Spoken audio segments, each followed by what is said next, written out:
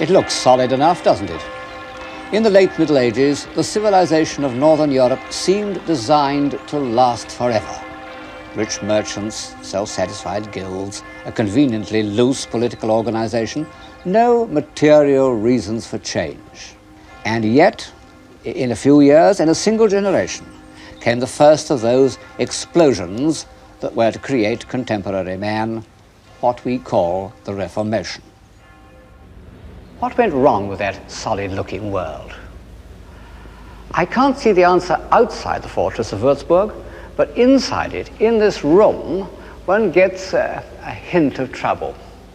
It contains carvings by a sculptor named Tilman Riemenschneider, perhaps the best of the many skillful craftsmen in late 15th century Germany.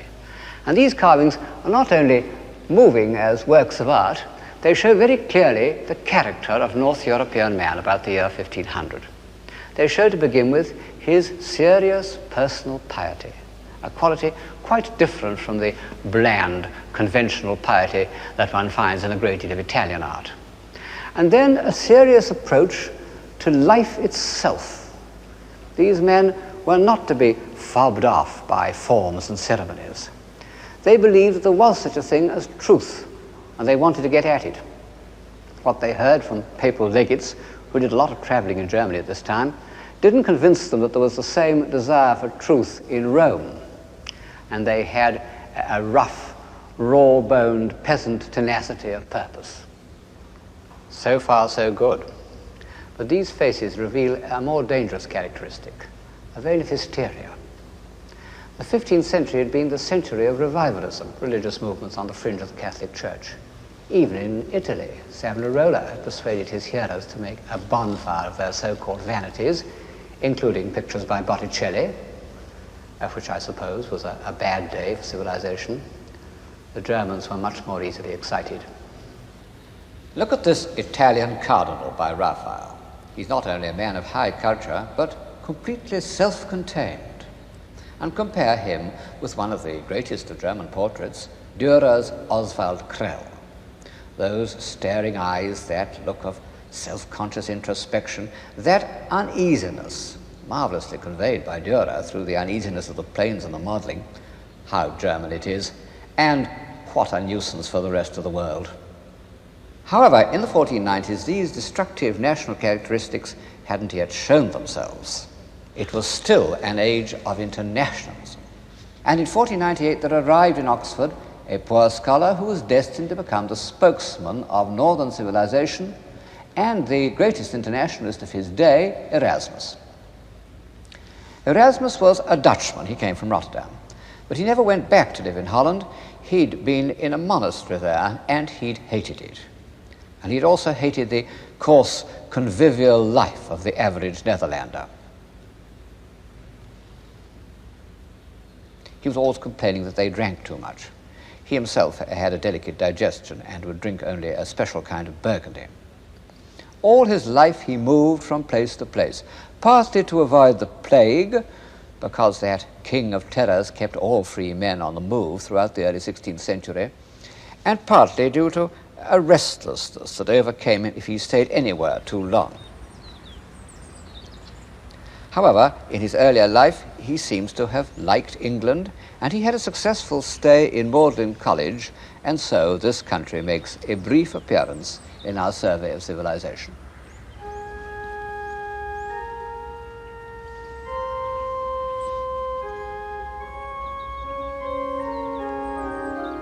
You know, considering the barbarous and disorderly state of England of the 15th century, Oxford and Cambridge are astonishing creations.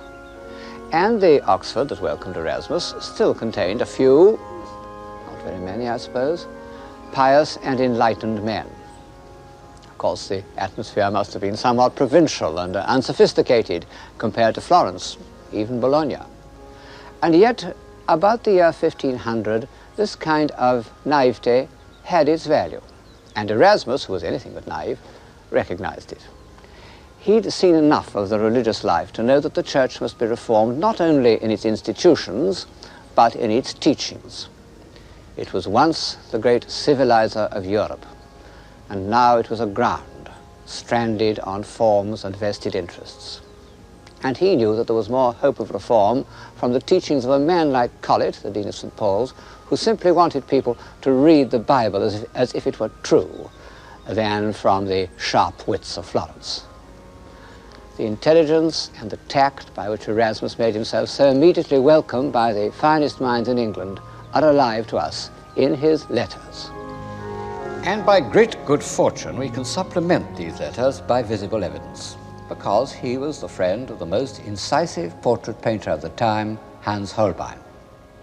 Holbein's portraits show Erasmus when he had become famous and elderly, but they have so complete a grasp of his character that we can imagine him at every age. Like all humanists, I might almost say like all civilized men, Erasmus set a high value on friendship, and he was anxious that Holbein should go to England to paint pictures of his friends.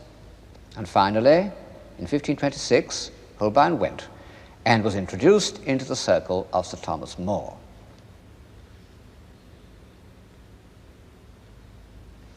The brilliant youth with whom 20 years earlier Erasmus had fallen in love was now Lord Chancellor. He was also the author of the Utopia, where in rather a quaint style he recommends almost everything that was believed in by enlightened reformers in the 1890s. Holbein painted a large picture of Sir Thomas More and his family. Erasmus was staying in the house at the time. Alas, the picture was burnt, but the original drawing remains with the name of the sitters written in.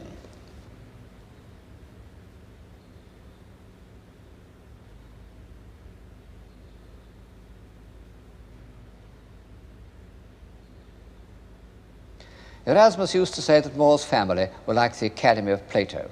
Well, in Holbein's studies of the heads, they don't look oppressively intellectual, but alert, sensible people of any epoch.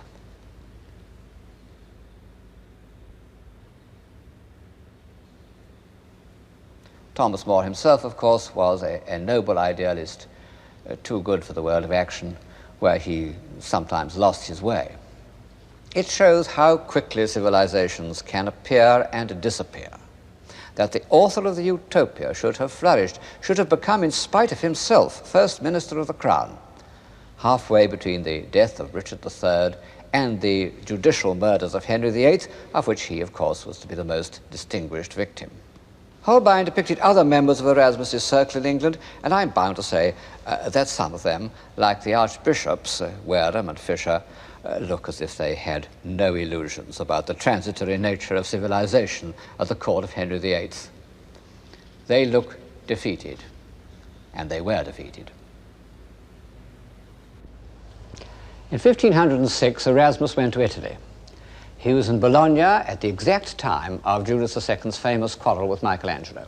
He was in Rome when Raphael began work on the papal apartments. But none of this seems to have made any impression on him. His chief interest was in printing, in the publication of his works by the famous Venetian printer and pioneer of popular editions, Aulus Manutius. Whereas in talking about Italy, one's concerned with the enlargement of man's spirit through the visual image, in the north, one's chiefly concerned with the extension of his mind through the word. And this was made possible by the invention of printing. In the 19th century, people used to think of the invention of printing as the linchpin in the history of civilization. Well, 5th century Greece and 12th century Chartres and 15th century Florence got on very well without it. And who shall say that they were less civilized than we are? Still, on balance, I suppose that printing has done more good than harm. One certainly feels that way in the beautiful humanized workshop of the Plantin Press in Antwerp. And one can't but look with awe on this simple seeming invention. It looks so easy to work. Well, it is easy to work. Just roll it in like that. Take this arm, pull as hard as you can, very hard. Roll it back. Open it up.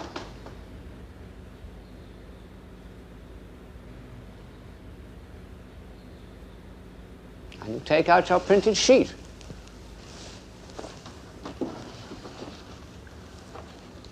how easy they are to operate. You would have thought that anyone could have thought of it, like the wheel.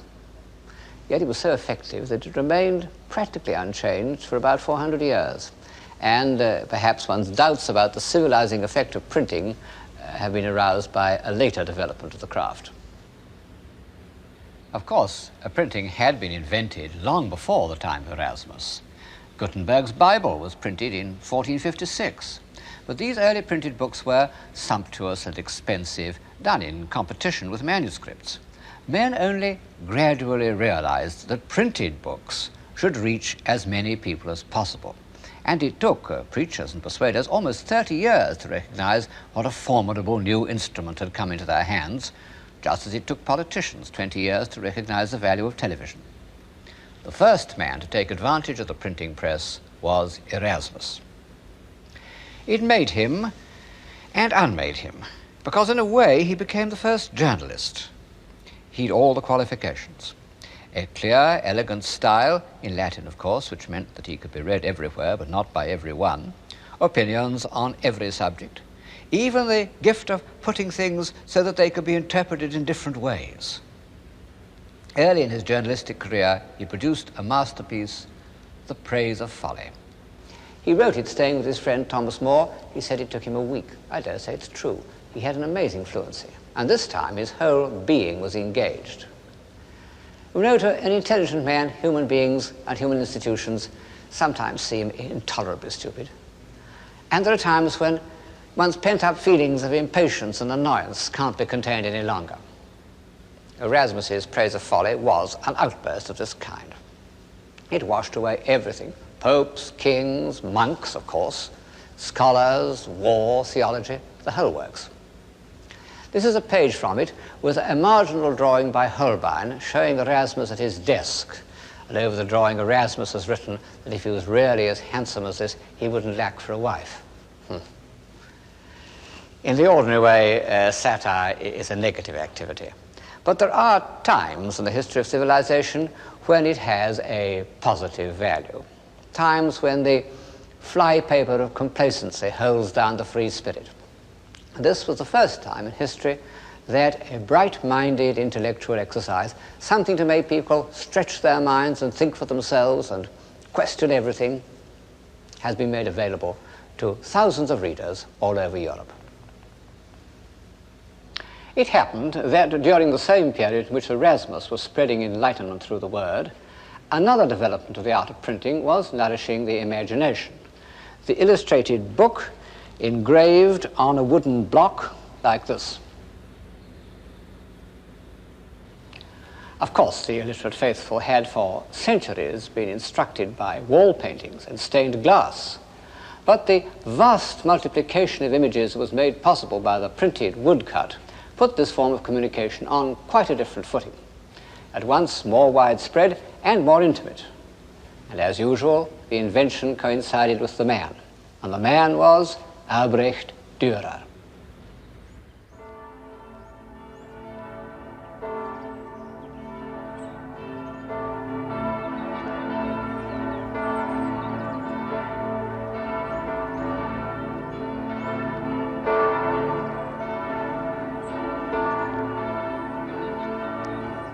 He was born and brought up in Nuremberg, the town of the Meistersingers. That's his house just behind me there. The great German myth of the worthy craftsman can still be felt in such of its streets and squares as are still left standing. But Dürer, whose father had come to Nuremberg from Hungary, was not at all the pious German craftsman figure he was once supposed to be. He was a strange, uneasy character, intensely self-conscious and inordinately vain. This is his self-portrait now in Madrid. And you might think that self-love couldn't go much further, but it could, because 2 years later he did another self-portrait in which he deliberately painted himself in the traditional pose of Christ. Well, this seems to us rather blasphemous, and Dürer's admirers don't make it much better by explaining that he thought creative power was a divine quality and that he wished to pay homage to his own genius by depicting himself as God. Well, it's true that this belief in the artist as the inspired creator was part of the Renaissance spirit.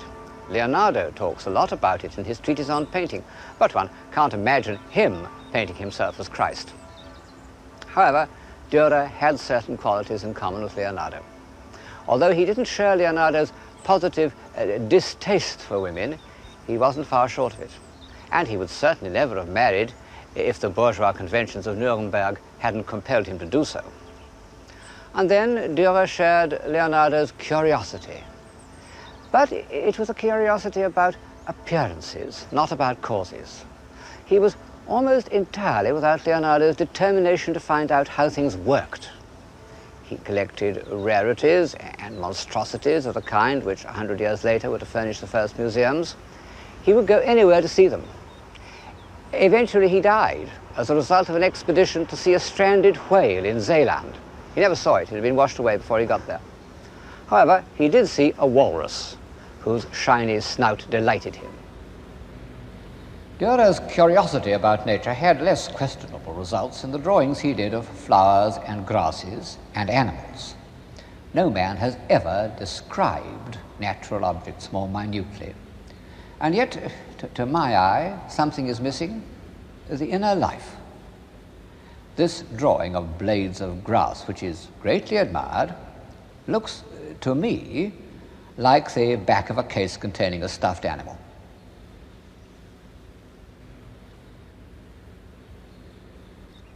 But if Dürer didn't try to peer so deeply into the inner life of nature, nor feel, as Leonardo did, its appalling independence of mankind, he was deeply engaged by the mystery of the human psyche. His obsession with his own personality was part of a passionate interest in psychology in general. And this led him to produce one of the great prophetic documents of Western man, the engraving he entitled Melancholia I. In the Middle Ages, melancholia had meant a simple combination of sloth, boredom, and despondency that must have been quite common when people couldn't read or were cooped up together in monasteries. But Dürer's application is far from simple. This figure is humanity at its most evolved, with wings to carry her upwards. And she sits in the attitude of Rodin's penseur and still holds in her hands the compasses, symbols of measurement by which science will conquer the world. Around her are all the emblems of constructive action: a saw, a plane, pincers, and those two prime elements in solid geometry, the sphere and the dodecahedron. And yet all these aids to construction are abandoned, and she sits there brooding on the futility of human effort. Her obsessive stare reflects some deep psychic disturbance. The German mind that produced Dürer and the Reformation also produced psychoanalysis. I began by mentioning the enemies of civilization. Well, here in Dürer's prophetic vision is one more way in which it can be destroyed from within.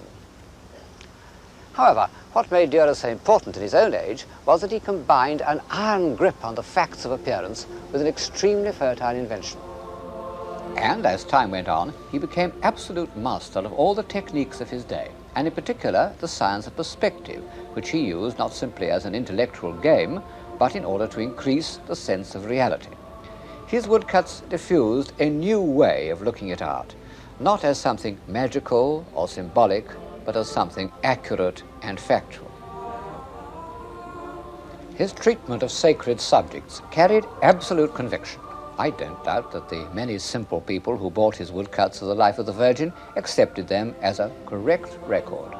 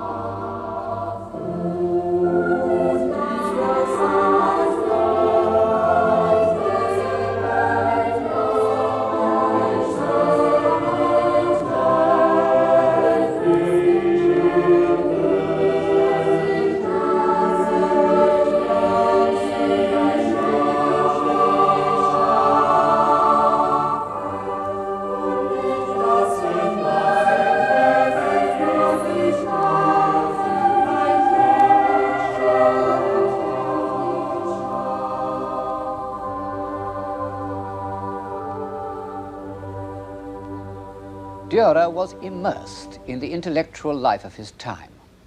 In the same year that Erasmus completed his translation of St. Jerome's letters, Dürer did this delicate engraving of his hero at work. What an Erasmian room! Clear, sunny, orderly, with its reminder of death, but also with lots of cushions, which they don't give you in monasteries. And Dürer made an even more striking reference to Erasmus in the engraving of the Knight with Death and the Devil. One of Erasmus's most widely read books was called The Handbook of the Christian Knight. And it was almost certainly in the artist's mind when he did this engraving, because he writes in a diary that refers to the engraving, "O Erasmus of Rotterdam, when wilt thou take thy stand? Hark, thou Knight of Christ, ride forth at the side of Christ our Lord, protect the truth, obtain the martyr's crown." Well, that wasn't at all Erasmus's line. And this grimly determined knight with his heavy Gothic armour forging ahead oblivious of the rather grotesque terrors that accost him is as far removed as possible from the agile intelligence and the nervous side glances of the great scholar. For 15 years, Dürer's cry to Erasmus was echoed by his contemporaries all over Europe, and it still appears in old-fashioned history books. Why didn't Erasmus intervene? Well, he wanted above all to avoid a violent split down the middle of the civilized world. He didn't think a revolution would make people happier. In fact, revolutions seldom do. In one of his letters, written soon after Dürer had done his portrait, he says of the Protestants, "I have seen them return from hearing a sermon, as if inspired by an evil spirit. The faces of all showed a curious wrath and ferocity." Although Erasmus seems to us so modern, he actually lived beyond his time. He was by nature a humanist of the early Renaissance. The heroic world of the 16th century was not his climate. To my mind, the extraordinary thing is what a huge following he had, and how close Erasmus, or at least the Erasmian point of view, came to success. It shows how many people, even in a time of crisis, yearn for tolerance and reason and simplicity of life. In fact, for civilization.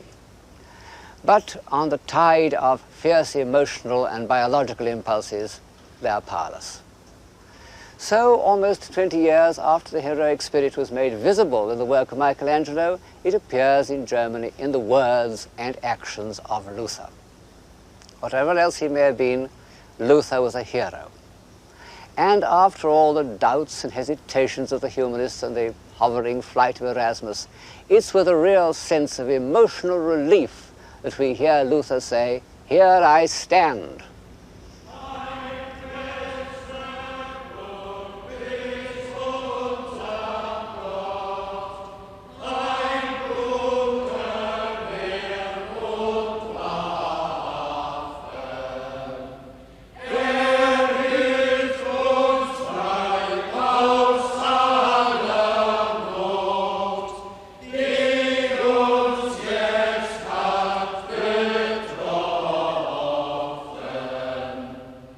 We can see what this burning spirit was like because the local painter of Wittenberg, Lucas Cranach, was one of Luther's most trusted friends. And Cranach portrayed Luther in all his changing aspects.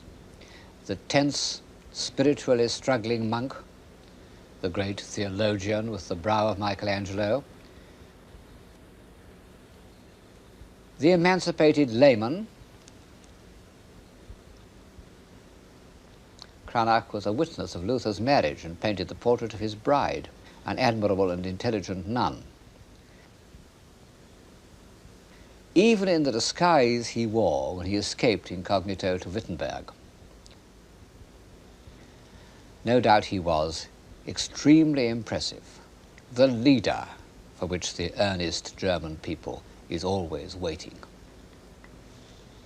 Unfortunately for civilization, he not only settled their doubts and gave them the courage of their convictions, he also released their latent violence and hysteria.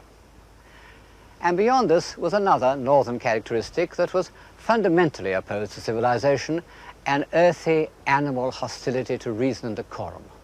one fancies that Nordic man took a long time to emerge from the primeval forest. Look at this old troll king who seems to have grown out of the earth. That's Luther's father, painted by Cranach. He was a miner with a miner's independence and strength of will. H.G. Wells once made a useful distinction between what he called communities of obedience and communities of will. He thought that the first, the communities of obedience, produced the stable societies like Egypt and Mesopotamia, the original homes of civilization, and that the second, the communities of will, produced the restless nomads of the north. He may be right. Anyway, the community of will that we call the Reformation was basically a popular movement. At the end of Erasmus's letter, in which he describes the surly Protestants coming out of church, he adds that none of them, except one old man, raised his hat. Erasmus was against forms and ceremonies in religion, but when it came to society, he felt differently. And so, strangely enough, did Luther. The great popular uprising known as the Peasants' Revolt filled him with horror, and he urged his princely patrons to put it down with the utmost ferocity. Luther didn't approve of destruction, even the destruction of images. But most of his followers were men who owed nothing to the past, to whom it meant no more than an intolerable servitude. And so Protestantism became destructive. And from the point of view of those who love what they see, it was a good deal of a disaster.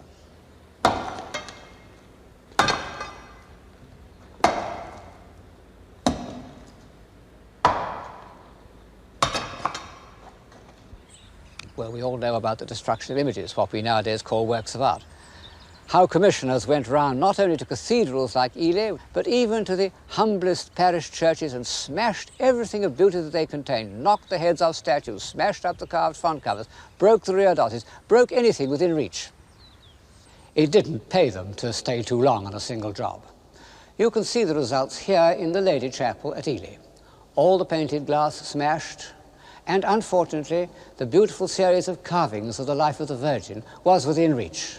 And they've knocked off every head, made a marvelous job of it. There wasn't much religion about it. It was an instinct to destroy anything comely, anything that reflected a state of mind that ignorant people couldn't share. The very existence of these incomprehensible values enraged them.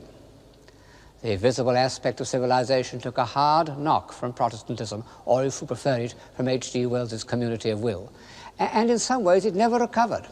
For example, one can't point to a single piece of specifically Protestant architecture or sculpture, which shows how much these expressions of civilization depended on the Catholic Church.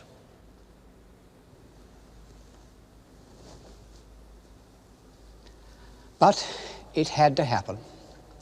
If Western civilization was not to wither or petrify, like the civilization of ancient Egypt, it had to draw life from a larger area than that which had nourished the intellectual and artistic triumphs of the Renaissance. And ultimately, a new civilization emerged. But it was a civilization not of the image, but of the word. Luther gave his countrymen words. Erasmus had written solely in Latin. Luther translated the Bible into German, noble German too, as far as I can judge, and so gave people not only a chance to read Holy Writ for themselves, but the tools of thought. And the medium of printing was there to make it accessible. The translations of the Bible by Calvin into French, by Tyndale and Coverdale into English, were crucial in the development of the Western mind. And if I hesitate to say to the development of civilization, it's because they were also a stage in the growth of nationalism. And as I've said, and shall go on saying this series, nearly all the steps upward in civilization have been in periods of internationalism. Well, whatever the long-term effects of Protestantism, the immediate results were very bad. Not only bad for art, but bad for life. The North was full of bully boys. They appear frequently in 16th century German art, very pleased with themselves, apparently much admired. They rampaged about the country and took any excuse to beat people up. All the elements of destruction were let loose. 30 years earlier, Dürer had done a series of wood engravings illustrating the apocalypse. You can say that they express the Gothic side of his nature, or you can regard them as prophetic, because they show with terrifyingly effective precision the horrors that were to descend on Western Europe, both sides proclaiming themselves as the instruments of God's wrath. Fire rains down from heaven on kings, popes, monks, and poor families.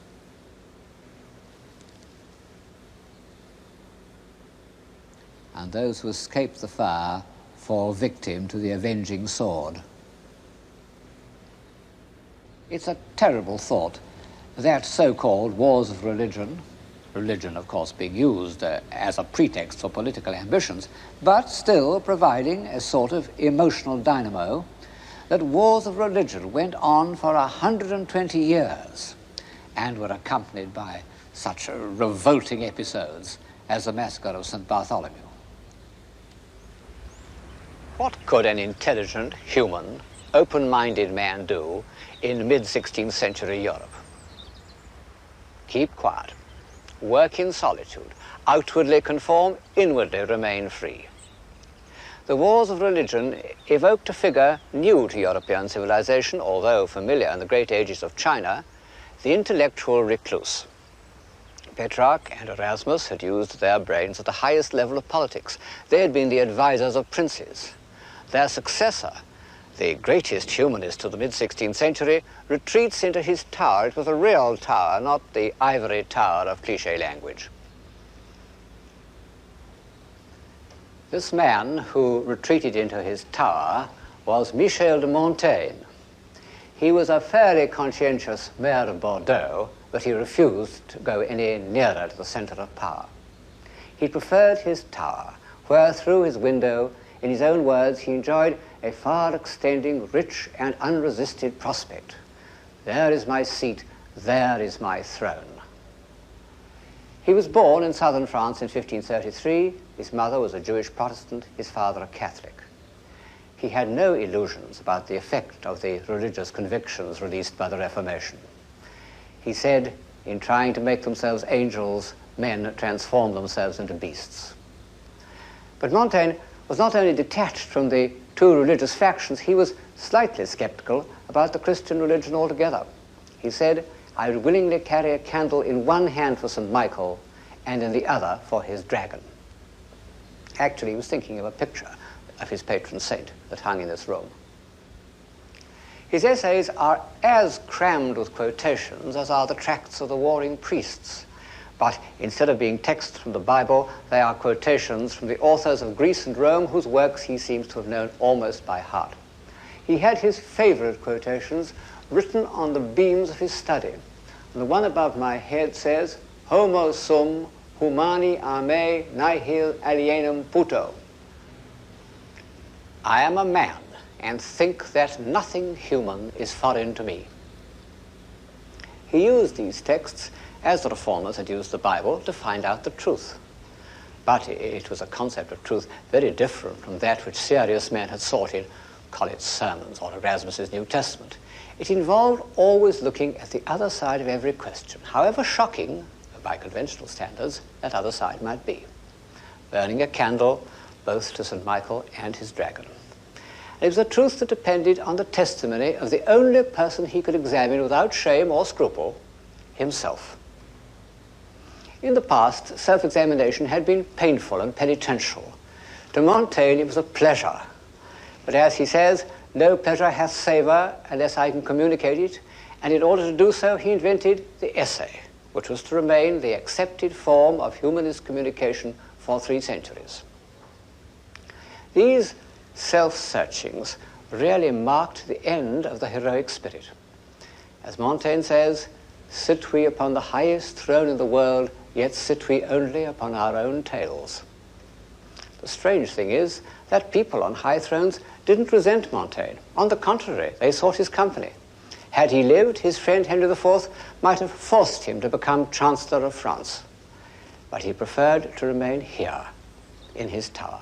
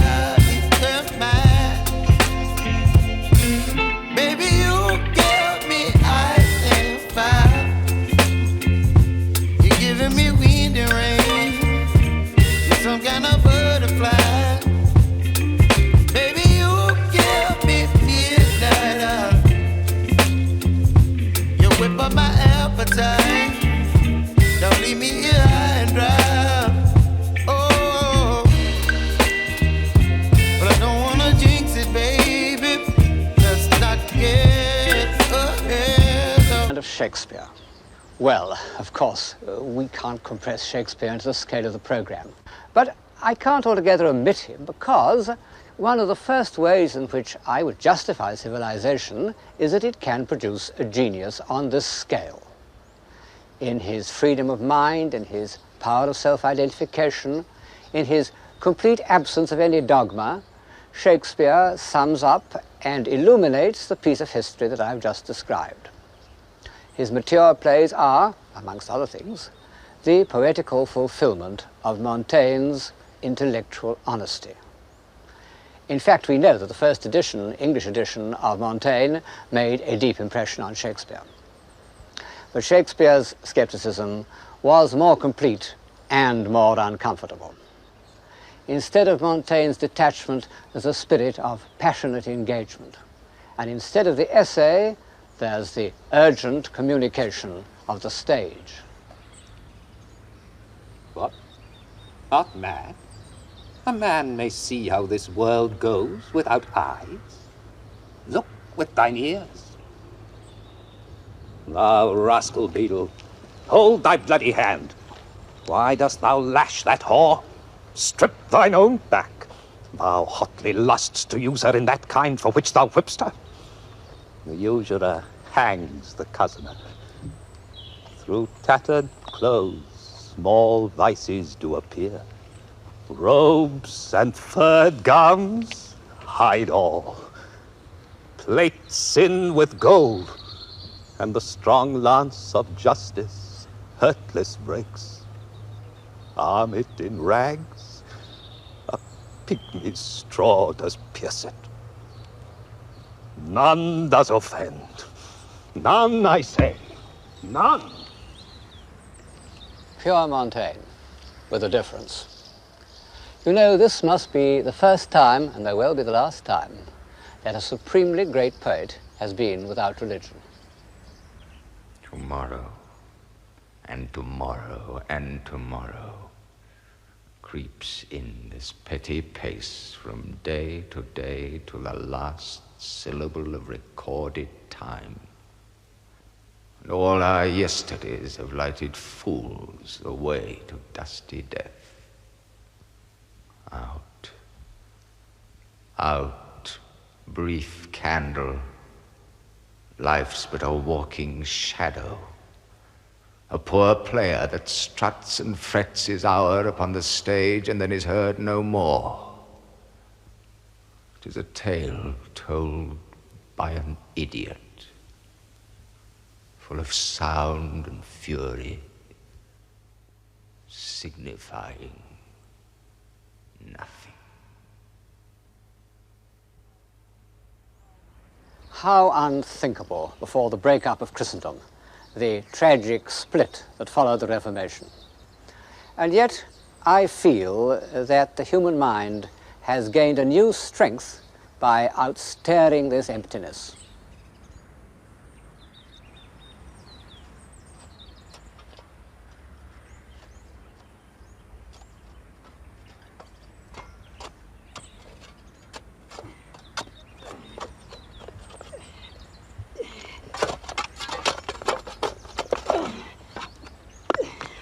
How long will a man lie i' the earth ere he rot? In faith, if he be not rotten before he die, as we have many pocky courses nowadays as will scarce hold the lying in. Oh, it lasts you 8 year or 9 year. A tanner will last you 9 year. Why he more than another? Why, sir, his hide is so tanned with his trade as will keep out water a great while. And your water is a sore decayer of your horse and dead body.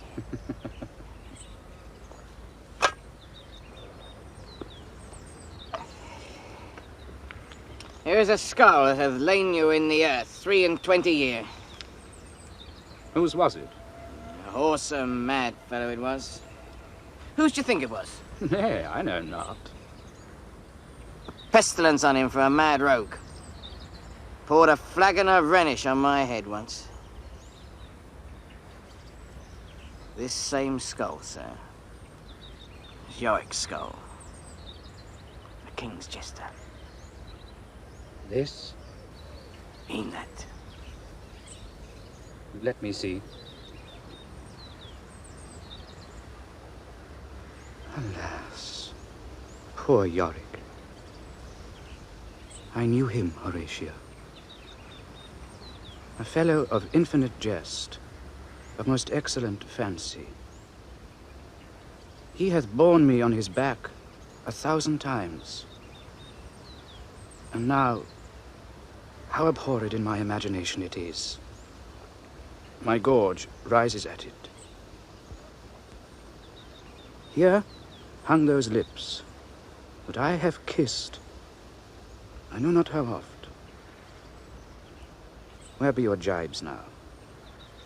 Your gambols? Your songs? Your flashes of merriment that were wont to set the table on a roar? Not one now to mock your own grinning. Quite chap fallen. Now, get thee to my lady's chamber, and tell her, let her paint an inch thick. To this favor she must come.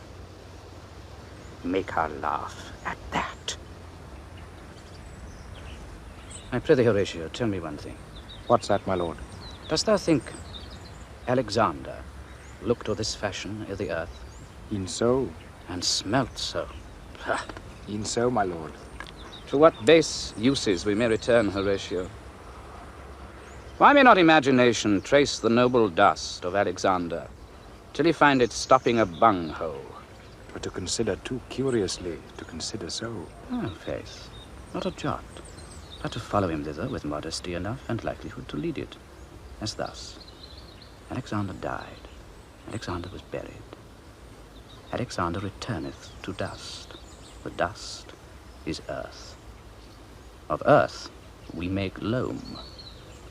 And why of that loam, whereto he was converted, might they not stop a beer barrel? Imperious Caesar, dead and turned to clay, might stop a hole to keep the wind away. Oh, that earth which held the world in awe might patch a wall to expel the winter's flaw.